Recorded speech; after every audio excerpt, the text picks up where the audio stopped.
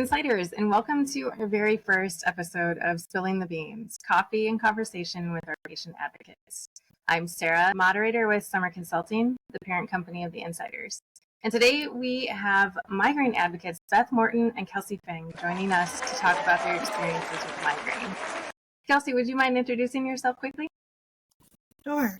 So I'm Kelsey. I'm based out of Southern California. I've had migraine for about over a decade now, and my current diagnosis is chronic migraine with aura. And I became a patient advocate starting in 2021, so it's almost about 3 years now. And I'm on Instagram as Kelsey's Migraine. Thank you. Hi, Beth. Hi, I'm Beth Morton. I live in southern Vermont. I have lived with migraine for over 30 years. I lived with episodic migraine for most of that time, and then about 8 years that transitioned to chronic, and then daily symptoms. So I've lived with chronic daily migraine for about the past 7 years. I do a lot of advocacy work on the platform formerly known as Twitter. You can find me there as Beth_Morton. But since that platform is struggling, I guess you could say, I have transitioned to trying to spend a little more time on Instagram, where I am at Migraine Chat. Great. Well, thank you both very much for joining us today for this conversation. We really appreciate your time and your advocacy in this migraine space. Before we get started, we just want to note that nothing that's said here today in our conversation should be considered medical advice. We're not promoting any products or any manufacturers. And just a reminder to all of us to consult your physician before you try anything new. So let's start at the very beginning of your migraine diagnosis, talking a little bit about what this process was like for you, what symptoms you had first started experiencing that led you initially to your doctor, and then also how did you find the right provider once you were kind of down that path to get to diagnosis? Beth, do you want to take that question first? Sure. I was fairly young. I would say I was a headachy kid, and because no one in my family had a history of migraine, or I would say no one in my family had a migraine diagnosis, looking back, I think there were people who had migraine, they just didn't have it severe enough that they had pursued a diagnosis. I primarily had headaches, and I went to my pediatrician with that complaint, but because no one in my family was diagnosed with migraine, it wasn't really on my pediatrician's radar to explore migraine. And so it took a little time.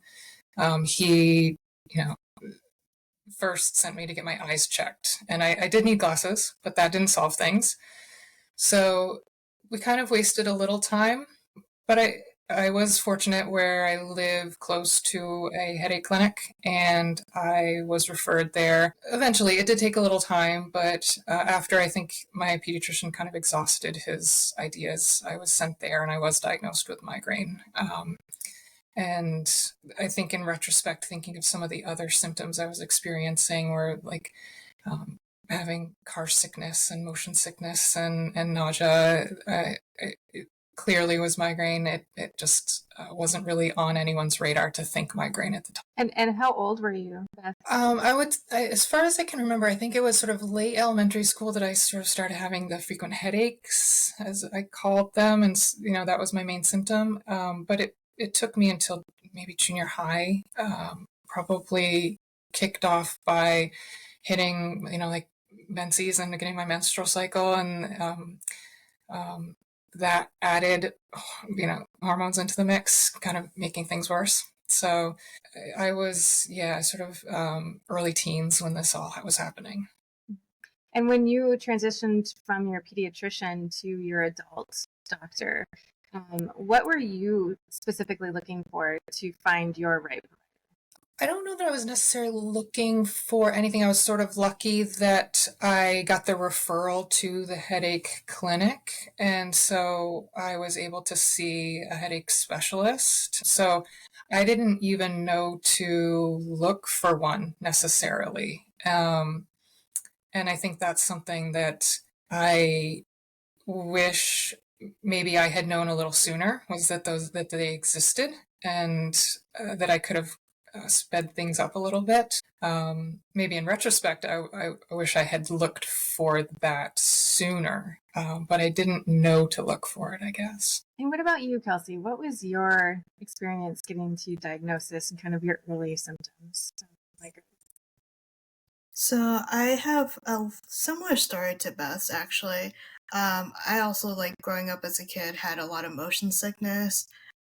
Couldn't like sit in the back of a car without getting sick. Um, but no one really thought anything of it. They were just like, well, that happens, and this is normal. I think I started actually experiencing like the head pain symptom around when I was a teenager. So like around 16 is the last time I can like as far back as I can recall. And I just thought I had like bad headaches and that I was honestly like um just being like too sensitive. Like I just like couldn't handle a headache. Like it because no one around me was like, maybe you should get checked out for this. I feel like they just thought like I was being dramatic or something. And my dad actually he gets migraine attacks, but he officially, I mean, to himself, says he gets sinus attacks. So he's always treated it a certain way and never like a migraine attack. Um, so I know there's like a direct genetic link from it. So up until I think, I want to say only a few years ago, like maybe during the pandemic, it's like early pandemic, is when I probably realized that what I was getting was not just like headaches. Like these were completely different. Someone else came up to me and was just like, it's not normal not to be able to function when you have a headache. Like that's never been what would you consider normal. And so I probably had episodic migraine from like 16 to about 24. So like about 8 years. I hope I did the math right. And then during the pandemic, I quickly went from like, 2 or 3 attacks a month to more than 15 to daily, like very rapidly, probably within like a month or two. And I've had daily attacks since around September of 2021. And I've been through a few neurologists. So like prior to 2021, I had been seeing like my annual like physician, like a PCP, and no one really raised any alarm flags about what was going on.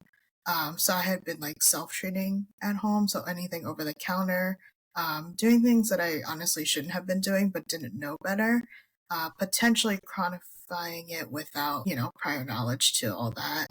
And then in 2021, I like finally was able to see like a provider just because everything kind of went telehealth, and I was had more access to headache specialists. And I saw one, and they were like, "Yeah, you have migraine." I think at the time they just diagnosed me with chronic migraine without aura, and I've been through like 3 or 4 neurologists now, and I feel like we finally reached a diagnosis of chronic migraine with aura because we had to rule out like all the aura symptoms of potentially being something else first. So a long journey. So are you comfortable with the neurologist that you have now, or are you hmm still? It took me a while to speak up for myself, and even now sometimes I struggle with it, despite like it coming a little bit easier when it comes to other people being affected. But I feel like for myself, it's always been a bit harder to speak up because it's kind of like not the way I was taught growing up. It's always like, shove it down, like, don't be embarrassed, don't embarrass me, like that kind of behavior. So it still takes a lot of building up, like mentally, whenever I go to providers' appointments, to be like, okay, speak up about this, or like write this down in your notes so you remember to bring it up, and like, you know, actually advocate for yourself. So I know, Kelsey, that you're living with multiple chronic illnesses, including chronic migraine. What does a typical day look like for you? Are there any routines that you follow to help you manage your symptoms of migraine? Yeah. So, living with multiple chronic illnesses is a doozy. So, I feel like I wake up in the morning. The first thing I do is usually feed my dog because he's always, he's hungry, that he's motivated by food. Um, And then I take how many meds? Like maybe I think it's 6 meds in the morning. I just remember it's kind of like my handful. Um, and then kind of go throughout like my morning routine. But I feel like in the morning I try to keep things like calm, not uh, don't do anything that's like super overwhelming or overstimulating. Just because I don't want to potentially trigger an attack right away. My typical attacks come in the afternoon and they kind of just stay for the rest of the day. So I try not to trigger anything in the morning, try to make sure everything's like get my water in, try to make sure I eat. I recently have been dealing with like hypermobile issues. So I've recently like got ring splints. So I've been trying to put those on regularly and making sure I keep those on. Um, when I go to bed at night, I do like compression gloves and wrist braces on both hands for carpal tunnel and also hypermobility issues. There's just a lot going on.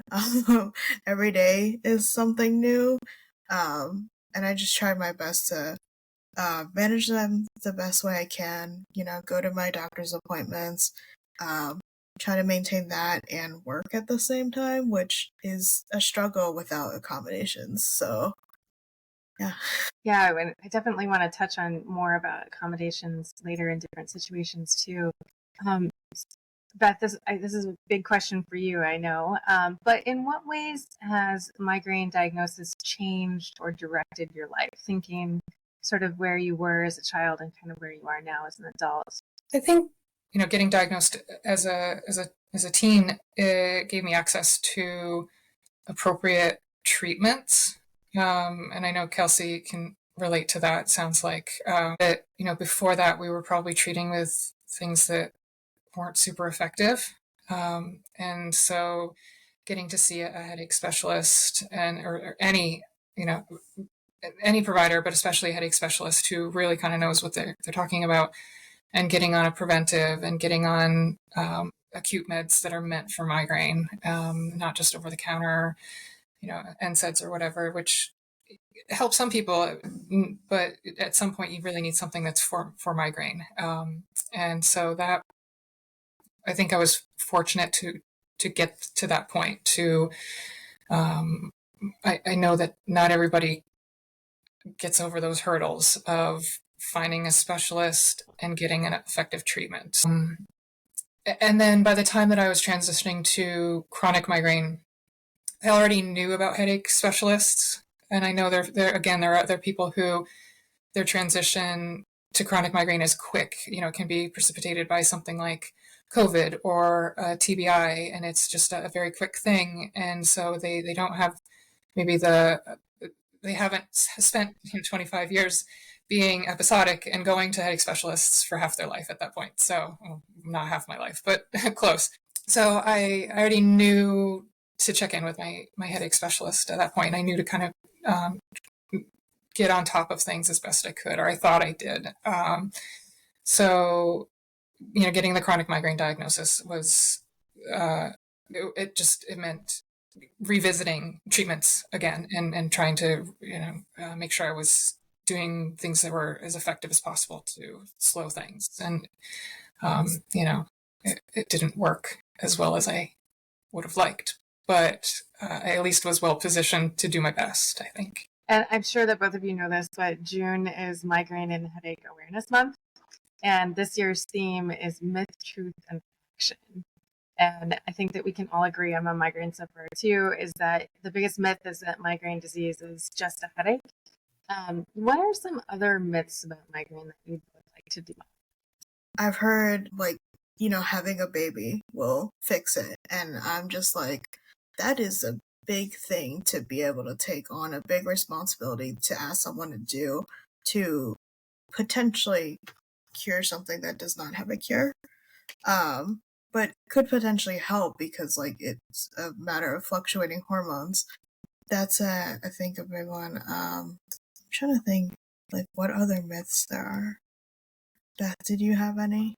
I mean, I don't know if this is misconception, but that everybody's migraine experience is the same. Like there's one universal migraine experience because, um, we hear about migraine being on a spectrum, and usually that's in reference to the symptom severity or frequency, and that's part of it, but we all kind of also experience it in different contexts. And so our experience of living with migraine can be very different. And even within the migraine community, there's a lot of times where people can police each other. Like, you can't have migraine if you're doing that. You're looking at screens all day. Well, screens are actually a really big help for me for distractions. I look at screens a lot, but I do it with my migraine glasses on and the screen dimmed down to like 2%.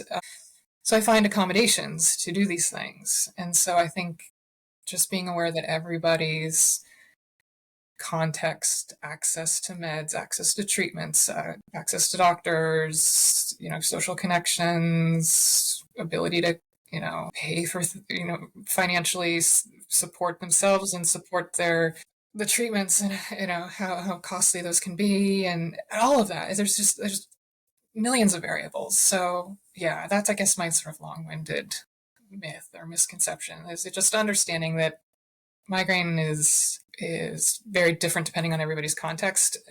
But we do share commonalities, and when you find them with someone, that's very validating. But it's also very different for each person in some ways. So going off of that and thinking about what you were just talking about with the accommodations that you're doing with, bringing your screen down, wearing your migraine glasses, are these accommodations that both of you find in your own life, is that through a trial and error, or do you seek kind of ideas from different people in the migraine community, or how do you find things that work for you?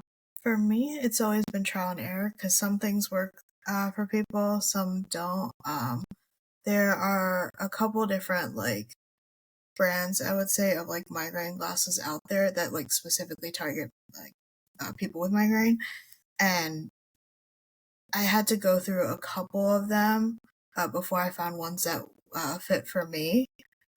Because I think, what is it, the common one that's FL41 lenses, they actually make me kind of nauseous wearing them, which was not something I've heard from people before.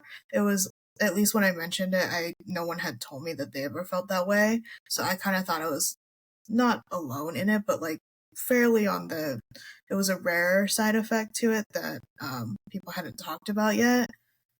So that took me a little bit to find ones that work for me. Just like Beth said, migraine can be almost like a one-of-a-kind thing, the symptoms you have and what treatments work for you. I've even taken Beth's advice actually from migraine chat before and seen how people respond to it, and advice that other people have given about what is it, using dark mode on everything. That has been a game changer. I was oh, I can actually stare at screens a little bit longer now. It doesn't hurt as much because it's not pure white or something that you're staring at. And I think it's also helped learn more about accessibility too within our community. I second all of what Kelsey said. I think we all share these tips and tricks, but until you try them and know if they're going to work for you, there's an exception to almost everything. If I like Kelsey with the certain type of migraine glasses and those not working, I know there are other sort of devices out there that I have friends say that, oh, everybody seems to love this thing, but it makes me nauseous. What is wrong with me? And there's nothing. It's just, it's just how we each react to different things. But you share them anyway because it's probably gonna help someone. But it's always with the caveat of, it's almost like unsolicited advice. You don't want to give it. You don't want to give people the advice this is going to help you. It's more like, this helped me. It might help you. So it's kind of you share what works for you and let people take it from there, I guess. Mm-hmm. I feel like I usually put the parentheses or asterisks please check with your medical provider first, because it might not work for you. You could have a comorbidity that could be dangerous for you. Yeah. I don't know, so always check with your provider first. Everyone's experience is unique. So Beth, we've been talking about this, that you host migraine chat on your social media channels to create this kind of dialogue for people that are living with migraine. And on there, you've asked some amazing questions that are following this theme, this monthly theme that we have on X. And one question that we'd really like for both of you to answer is, what is a truth or a fact that you've learned about migraine that you don't think is highlighted enough? And what could it change for you or for others with migraine if it was more widely known? When I wrote this question, I was thinking about the fact that migraine can be chronic and daily. I didn't know that even after being diagnosed with migraine and having episodic migraine for 20-ish years. I didn't know that it could get this bad. I didn't know that I could possibly live with migraine symptoms every day. And I don't know why my doctor never really warned me until it was happening, other than maybe, I say doctors. I mean, I saw a few headache specialists over that time period. I don't know if they thought it would scare me. Some of the risk factors are things that are beyond our control, but some of them are things that we can kind of keep in the back of our heads and sort of stay on top of to maybe minimize our risk. And it is a small percentage of people who transition from episodic to chronic, so it's not like everyone is going to have this happen to them. But I think had I known that it was a possibility, or as my attacks were creeping up, had my doctor warned me, I wish that I had been able to do more of the things that were in my power to slow the slide. And so how that would affect others, I think putting it out there now and sharing my experience, with the caveat that not everything is in our control, and this might still happen, and there's still occasions where it happens, or you don't go from episodic to chronic, it might just happen. Anyway, I just want to prevent more people from, I guess, getting to this point. It's not something I want anyone to experience if they don't have to. I agree. And Kelsey, what about you? Is there a truth or fact you think should be highlighted more? I think one that I learned actually a few years after learning more about migraine was the fact that you can get it at any age. I didn't realize that extended as far back as being an infant. So, like, you can be an infant and have migraine as well. It shows up as colicky, but it presents differently at every age.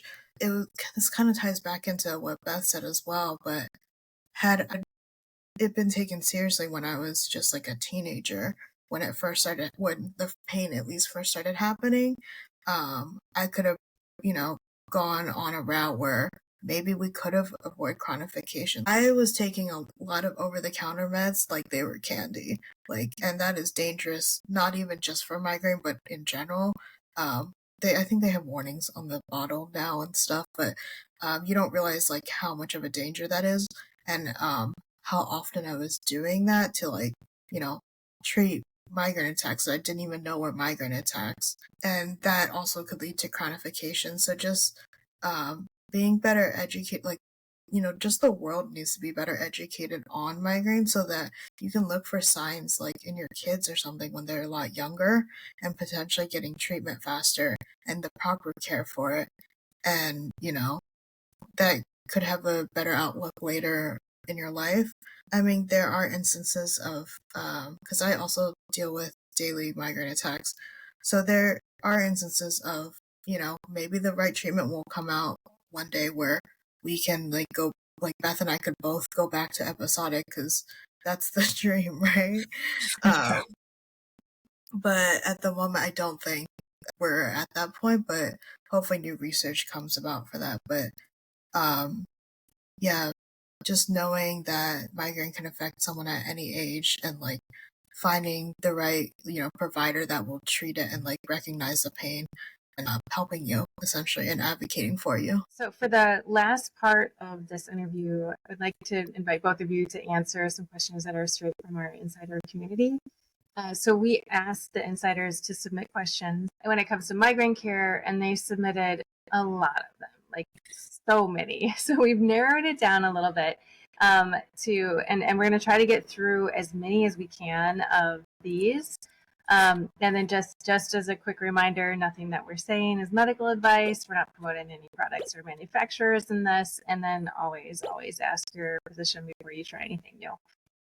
So I'll just go through these questions, and then if you can just answer quickly with the top of mind answer, and we'll try to get through a few of these. All right.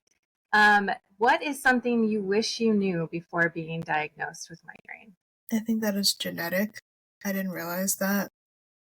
And I feel like that makes a big difference in like also helping other people and like recognizing in other family members that you could also do something about. I would say knowing that headache specialists exist, which I think I've sort of said already, but yeah, knowing that there's a specific specialist that really knows their stuff that I could have seen sooner. What is some specific language that somebody can use with their doctor to describe the severity of the situation without sounding like they're drug seeking, especially if they're trying to avoid any kind of opioid or other kind of painkillers and get some actual migraine treatments? What's the language that works, that you found that works for you? I've only ever been to the ER once thus far, and fingers crossed things are stay that way. But I find honestly being honest to them up front that I'm not looking for opioids or any other controlled substances has made it a lot easier.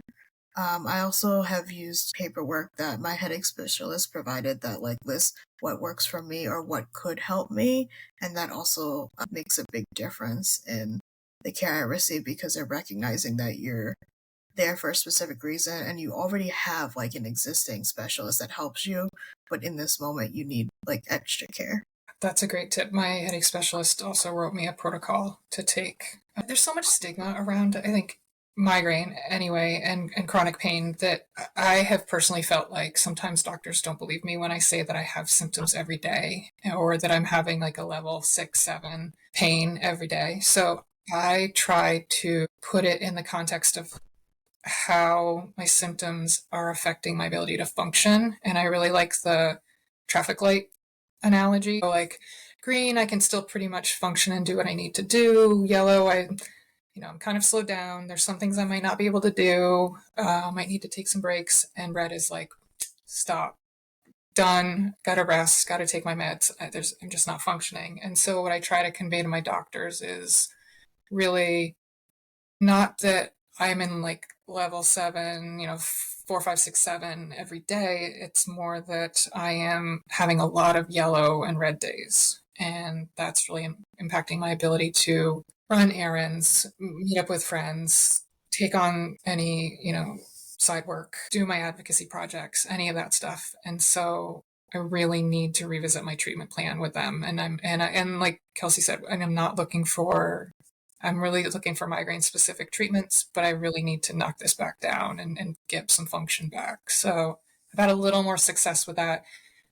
And I hadn't really thought about the emergency room aspect, but especially when you go to the emergency room and you tell them you're having like a level 9 or 10, they don't believe you a lot of times if you're there and you've got your phone out and you're kind of smiling, you're not crying or writhing in pain. It's just like, to some extent, we kind of get used to it. So if you're in the doctor's office or you're in the ER, it helps to kind of, I think, put it in the context of, yeah.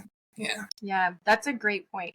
Are there other ways that you can suggest for somebody to be able to advocate for themselves with a doctor that won't listen to them, whether it's in the ER or if it's their headache specialist or PCP? This is a really good question. I struggled with an answer because I am dealing with this personally right now. I lost my headache specialist and I got transferred to a general neurologist who we are not a good match. And a lot of people would have told me just find somebody new. And the next best option is 2 to 3 hours away, which isn't feasible for me. What my strategy has been is to go into appointments with just a few very clear goals using some of what I just said about talking about sort of how my function is impacted. If my goals are things around needing tests or wanting to try a different treatment, I've learned that this neurologist is not super up to date on some of the newest migraine treatments. So I'll do a little bit of homework on them, but I have to kind of be very careful about not overstepping. One strategy I've tried is to talk to my PCP first and get her on board. And even though she's not an expert in migraine, if I can get it in my notes that we've kind of talked about it, and then I can go to this neurologist and say, my PCP and I talked about this. We would really like to know what you think. She thinks it's a good idea. What do you think? That kind of plays to the ego, gets them to feel like they're having a say in it. But it's really hard when you don't feel like they're listening to you. I don't have much better answers. So I don't know, Kelsey, do you have any tricks that you use? I feel like I am pretty privileged in the area I live in. Southern California does have a few options when it comes to like seeing headache specialists, because you can kind of go in a few different directions between like UCLA, UC San Diego, or just like a few besides like ones in like Orange County, just because the population is so heavy here. So thus far, I've usually just switch providers. So that I know doesn't help in Beth's situation, but I have heard of people saying that they'll ask if their neurologist or whoever their provider is specifically refusing to do a treatment, and they're not really indicating why, and they're just kind of dismissing you, to ask them to write that down in their notes. Then I was like, then I want you to write down that you are specifically saying, no, I will not do this treatment for you, and like why, because once it's like in your notes, then it's kind of like taboo. Like they don't want it written down. They don't want it notated on record that they said no to this specific thing. That could potentially help you. And sometimes that makes a difference on whether or not they're like, okay, maybe we can try it, or at least give you a reasoning on why they don't want to do it. So I have a couple of questions about triggers and migraine triggers. The first one is, do you have any advice for somebody who is struggling to figure out what their specific migraine triggers are? Any advice on how you were able to identify those triggers? I think it was a process of like elimination. Like smells is a big trigger of mine. I feel like I have a lot of triggers actually, but I had to narrow it down just like a few big ones that would at least I can achieve, just because you're surrounded in a world that like are triggers essentially. So I couldn't avoid them all. So I tried just like focusing on a few. So I was like, um, I noticed like light hurts a lot. So, trying different kinds of glasses, trying staying in a dark room, saying green light to see what would help me in that way, and seeing if there's even like medications that could help with light sensitivity. And then also, when I said smells were a big one, when I like removed scents or tried switching over a few products at a time, I noticed a huge difference with that. So like I noticed that was probably a good one, that I probably located like, okay, smells is probably a big one for you. Um, Try to remove that from your environment as much as possible, and just kind of going down the list of like common ones that other people dealt with. That's what helped me at least. Yeah, triggers can be tough, I think, because there are those lists of common triggers, and so I think people might tend to think that they are going to be a trigger for them, and so I think there's also some appeal to finding your triggers, because it's something that's, some of them, like Kelsey mentioned, some of them are out of our control, but some of them are in our control. And if there's very much this need, at least I think for me, to find things that are in my control to make things feel better. So I did go through a period where and I am a researcher by training, so I love collecting data. So I collected a lot of data and I tried to make sense of it, and I wasn't having much luck. So I guess what I tend to recommend to people is apps. I feel like apps can, like the migraine tracking apps, can help people find patterns maybe a little better than I think the trial and error that Kelsey described is also it's good if you're very methodical. If you maybe if you're willing to be really methodical. If you're like, like she and I, who like to collect data and be really I think analytical about it. Became a little overwhelming too. It does. Yeah. When you had so many and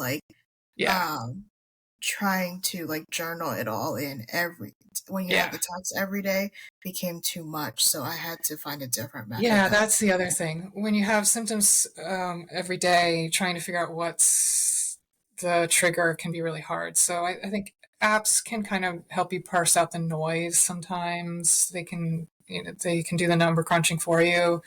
But then a lot of times, I guess I got to a point where I felt like I was sort of doing what Kelsey was describing, where I was just finding, my goal was then to just find the big ones, the things that were consistent, and then kind of forget about the things that were, I wasn't, I maybe thought they were a trigger one time, but then the next time there's this bucket theory, like my bucket wasn't as full, so it wasn't a trigger that time. And so I tried to let go of a lot of triggers. When my symptoms are daily, I couldn't track everything. I couldn't make sense of everything. And it was causing me a little more stress, which is a trigger in itself. So I have sort of a love-hate relationship with trigger tracking.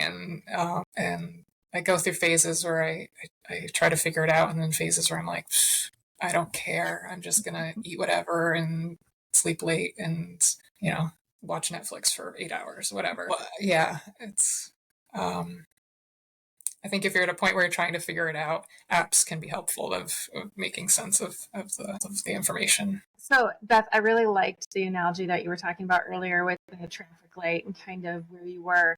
So on this idea of the triggers, if somebody is in that space where the triggers happen, they're kind of in that yellow space, but they know they're going to get to the red. Do you have any suggestions or ideas or historical experience that you've had to help people get through those tough tasks that they have to get done before they hit the red? Yeah. I try to have, I think a lot of us call it our toolkit. So I try to anticipate if I'm doing an activity that I think either could trigger my symptoms to worsen, or that's almost a given for me most days, that at some point in the day. So I almost any activity that I'm going out into the world doing, I kind of think about what this environment's like, and I try to pack my toolkit accordingly. So if it's going to be bright, sunglasses, migraine glasses, a hat. If it's going to be hot, things to keep me cool, snacks so that I don't get hungry. I try to kind of accommodate as much of the possible triggers, or just things that will make me uncomfortable, to get through it, I guess. Pre-treat with medication if I can, if I have enough doses, if it's not going to put me into the medication adaptation risk. A lot of times, if there's something I know I really need to do, I will sort of work my acute medication so that I can, or I'll use a device on that day so that I can ensure that I'm kind of making sure I'm set up as well as possible to get through it. What about for you, Kelsey? Is there anything that you do to make sure that you can get through difficult tasks that you don't have any option or choice to not do? So I second a lot of what Beth said. I feel like I do the similar things with my own toolkit. So having the meds that I know work better for me on me, usually at all times, honestly. Having the anti-nausea meds as well. When I travel, I know I'll keep they're the instant gel packs or something. So I don't need access to ice at the moment, so I keep my head cool, or a frozen water bottle. I feel like I just make sure I have my toolkit on me if I know that I'm about to do something that will likely increase that from a yellow to a red attack. The other thing too is I'm horrible at this, so I need to take my own advice, is ask for help. Honestly, if I need to pick up meds or something like that, honestly ask a family member if they can't, ask maybe my roommate or whoever may be able to help you, or like, is it okay if I get an extension?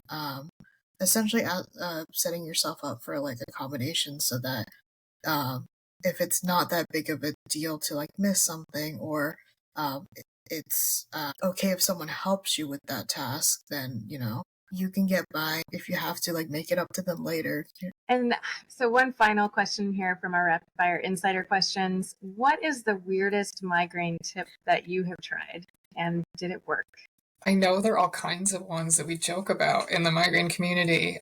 The only one I could really remember is I bought one of those clips that you clip on the meaty part between your thumb and your index finger. And with all of those like hacks, there's a little bit of truth to it. So I'm sure that acupressure point might relieve somebody's head pain somewhere in the world. And it might have relieved mine back in the day when I would get mild headaches.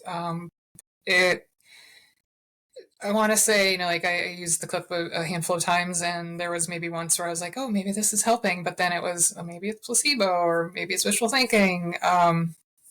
And yeah, it didn't. It now sits in a drawer somewhere. My cat plays with it occasionally. So yeah, yeah. That's funny. I feel like I also bought that thing that year.